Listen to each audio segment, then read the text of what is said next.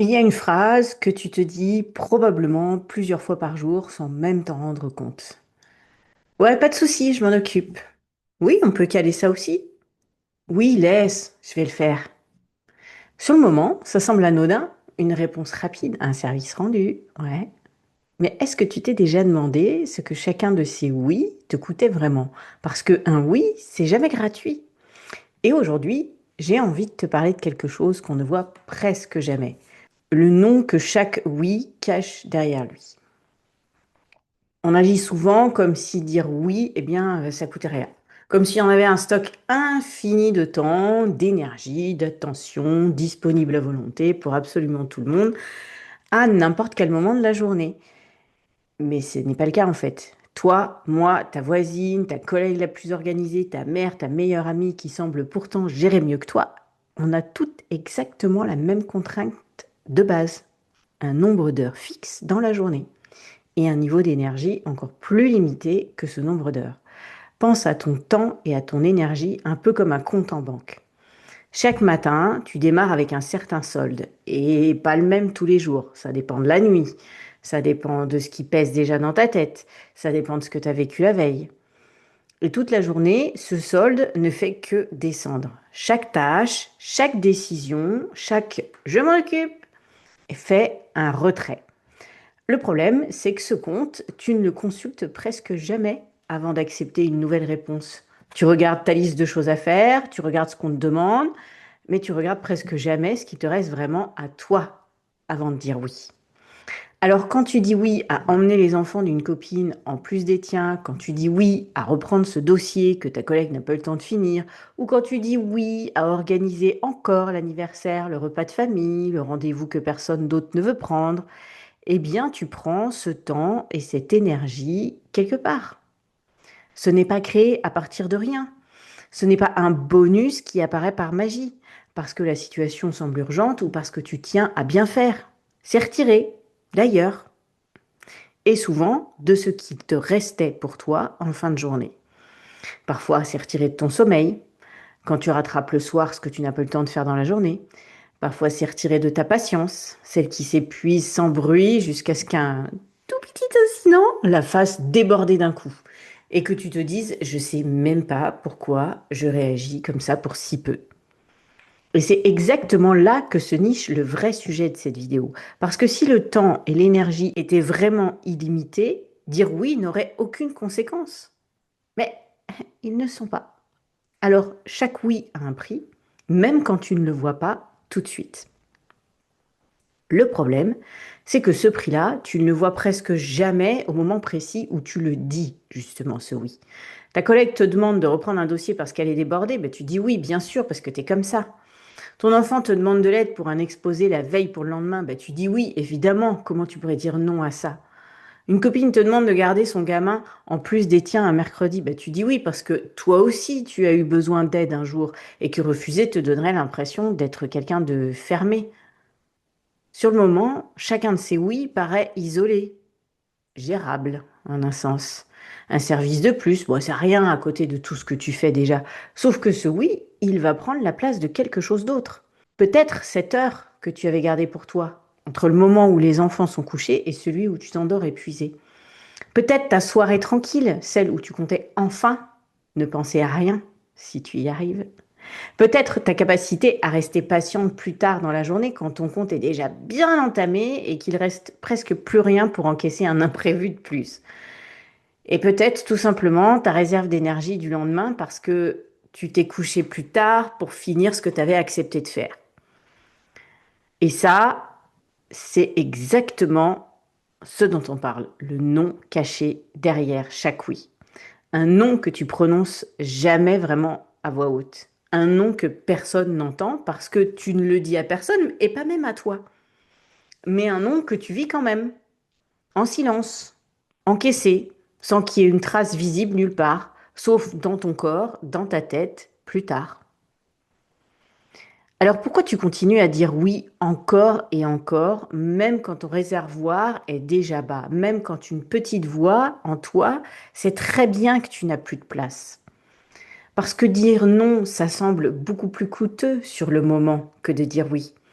Tu as peur de décevoir, tu as peur qu'on se dise que tu changes, que tu deviens moins fiable, moins disponible, moins toi. Tu as peur du silence un peu gênant qui suit parfois un non. Ce petit blanc où tu sens que la personne en face, eh ben, en fait, elle s'y attendait pas. Tu as peur aussi de cette pensée qui revient sans cesse. Et si tu le fais pas, qui le fera? Et souvent, la réponse que ton cerveau te donne tout de suite, c'est bah, personne. Alors autant le faire toi. Ce réflexe-là, tu ne l'as pas choisi consciemment un matin en te levant. Il s'est construit petit à petit sur des années, renforcé chaque fois qu'on t'a remercié d'avoir géré la situation à la dernière minute. Renforcé chaque fois que dire oui t'a évité un conflit, une remarque ou un regard de travers. Ou bien renforcé chaque fois qu'on t'a dit, avec ce mélange d'admiration et de soulagement dans la voix, avec toi au moins on est tranquille. Alors aujourd'hui, dire oui, ce n'est même plus vraiment une décision que tu prends, c'est devenu ta position par défaut, celle vers laquelle tu reviens sans même y penser. Et dire non, à l'inverse, ça te demande un effort presque disproportionné. Il faut argumenter, expliquer, parfois se justifier, comme si accepter était normal et refuser devait toujours se mériter. Et c'est là que ça devient vraiment problématique. Parce que ces noms silencieux, ceux que tu ne prononces jamais à voix haute, ils ne disparaissent pas. Ils s'accumulent. Non à ton repos, encore un dimanche où tu comptais ne rien faire. Non à ce projet perso qui te tenait à cœur, encore repoussé parce qu'il y avait plus urgent. Non à cette envie simple de t'asseoir 5 minutes sans que personne n'ait besoin de rien. Non à ce temps que tu voulais passer sans but précis pour toi. Un jour, sans prévenir, vraiment, tout ça remonte à la surface, sous forme de fatigue qui ne part plus, même après une bonne nuit de sommeil, comme si le repos, bien, ne suffisait plus à recharger quoi que ce soit. Ou bien sous forme d'irritabilité pour des broutilles, une chaussette qui traîne, une question répétée 2 fois, alors qu'en temps normal, ça t'aurait même pas fait tiquer. Ou encore sous forme de ce sentiment diffus d'être vidé sans savoir exactement par quoi, parce que rien de particulièrement grave s'est passé finalement. Juste une accumulation invisible de tout ce que tu as porté sans le dire. Tu n'as pourtant rien fait d'extraordinaire ce jour-là. Rien qui justifierait sur le papier d'être à ce point à bout. Tu as juste dit oui, encore et encore, à tout ce qu'on te demandait. Et pendant ce temps-là, tu disais non en silence à toi-même. Suffisamment de fois pour que ça finisse par se voir, même si personne d'autre que toi ne sait pourquoi. Alors non, je ne suis pas en train de te dire qu'il faut arrêter de dire oui ou devenir quelqu'un qui refuse tout par principe. Aider, s'impliquer, être présente pour les gens que tu aimes, ça fait partie de qui tu es. Et c'est précieux, vraiment. Ce n'est pas ce qu'on remet en question ici. Mais la vraie question à te poser avant de dire oui, ce n'est pas est-ce que je peux le faire? Parce que la réponse, ça sera presque toujours oui, finalement. Tu peux presque toujours te débrouiller pour caser une chose de plus. C'est même une de tes forces. Et le problème, c'est justement que tu le sais. La vraie question, c'est plutôt à quoi je dis non si je dis oui à ça. Et si je dis non à ma soirée? Et si je dis non à mon repos? À ce moment que je m'étais promis pour moi cette semaine? À ma patience de demain matin?